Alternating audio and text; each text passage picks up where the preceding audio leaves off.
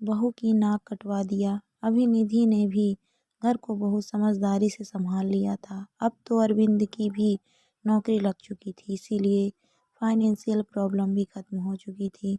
दोनों भाई मिल कर के इतना तो कर ही लेते थे कि परिवार हंसी खुशी से चल सके और इसके अलावा शेविंग हो सके।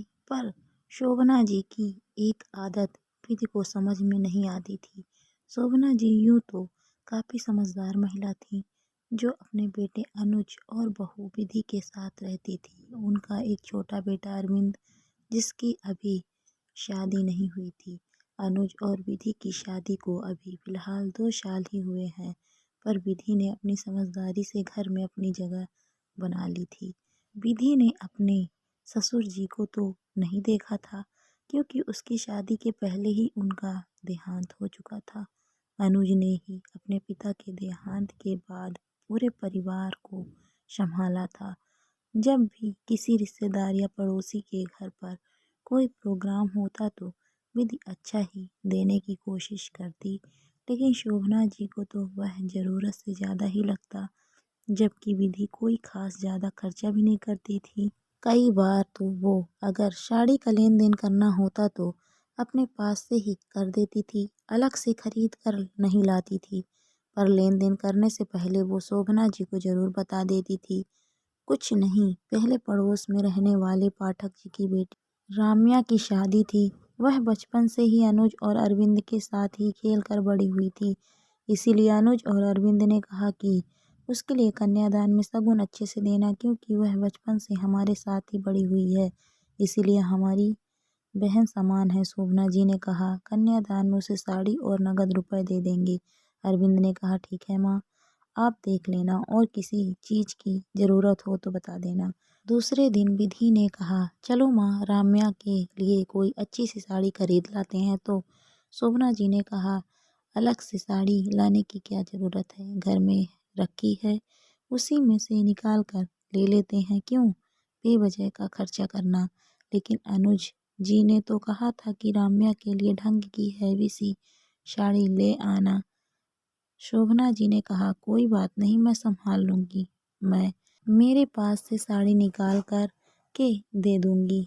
निविधि ने सोचा कि माँ के पास कई साड़ियाँ हैं तो उसमें से निकाल कर दे देंगी, इसीलिए उसने ज़्यादा बात करना ठीक नहीं समझा। शादी वाले दिन सब तैयार होकर के गार्डन के लिए निकल गए। शोभना जी ने कन्यादान के लिए साड़ी और शगुन के पैसे अपने पास रख लिया। शोभना जी ने साड़ी खुद निकाल कर के पैक की थी, इसीलिए साड़ी किसी ने देखी भी नहीं। वहां पहुंच कर के अनुज ने कहा, माँ, पहले कन्यादान दे आते हैं, उसके बाद फ्री होकर के लोगों से मिलेंगे। शोभना जी ने कहा, ठीक है, मैं और विधि जाकर साड़ी दे आते हैं, तुम लोग यहाँ अंकल की हेल्प कराओ। कहकर शोभना जी और विधि दोनों कन्यादान देने चली गईं। वहां जाकर जब बैग में से शोभना जी कन्यादान की साड़ी निकाल कर देने लगीं तो उस साड़ी को देखकर विधि को बहुत शर्म महसूस हुई। पुरानी सी हल्के कलर में वो इस तरीके की साड़ी थी कि उसे खुद शोभना जी भी ना पहने। जब शोभना जी ने राम्या की मम्मी को वह साड़ी पकड़ाई तो उनके चेहरे के एक्सप्रेशन को देखकर विधि को बहुत ज़्यादा शर्म महसूस होने लगी। वहाँ खड़ी एक आंटी ने तो धीरे से कह भी दिया, बेचारी शोभना जी भी क्या करें, बेटे बहू हैं, देने वाले तो अब पति होते तो अपनी तरफ से कुछ अच्छा देती। यह बेचारी तो बेटे बहू पर हर चीज़ के लिए मोहताज हो चुकी है। ये बात विधि ने सुन ली। सच में इतना बुरा लगा कि विधि को कि सिर्फ कुछ पैसे बचाने के चक्कर में इतना कुछ सुनना पड़ गया। उसे अपने आप पर गुस्सा भी आया कि काश वो घर पर ही उस साड़ी को देख लेती। पूरे समय शादी में उसका मूड खराब रहा। घर आकर विधि ने अनुज और अरविंद को ये बात बताई। दोनों को बहुत बुरा लगा, पर अब कर भी क्या सकते थे। दोनों ने माँ से पूछा तो कहने लगी, ठीक ही तो थी साड़ी, यूँ घर लुटाने के लिए थोड़ी ना होता है। भला क्या कमी थी उस साड़ी में, और वैसे भी ये तो लेने का देना है। अरविंद ने कहा, पर माँ, अनुज भैया की शादी में तो पाठक अंकल ने काफ़ी अच्छा गिफ्ट दिया था। अगर लेने का देना ही है तो कम से कम ढंग का देते। उन्होंने भी तो ढंग का ही दिया था। अरे तुम क्या जानो इस लेन देन को, तुम अभी बच्चे हो, चुप रहो। तुमने मुझसे ज्यादा दुनिया देखी है क्या? शोभना जी नाराज होकर बोली। अनुज ने बात बढ़ाना ठीक नहीं समझा। उसने अरविंद को इशारे से चुप कर दिया।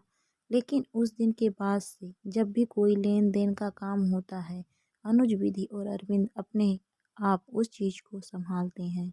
हालांकि शोभना जी कई बार कह चुकी हैं कि लेन देन में समझदारी रखा करो, घर लुटाने के लिए नहीं होता, लेकिन अब इसका जवाब खुद अनुज और अरविंद ही दे देते हैं कि माँ, माना कि घर लुटाने के लिए नहीं होता है, इसीलिए लेन देन में समझदारी रखो, पर कम से कम इस तरह भी मत करो कि शर्म से सिर ही झुक जाए।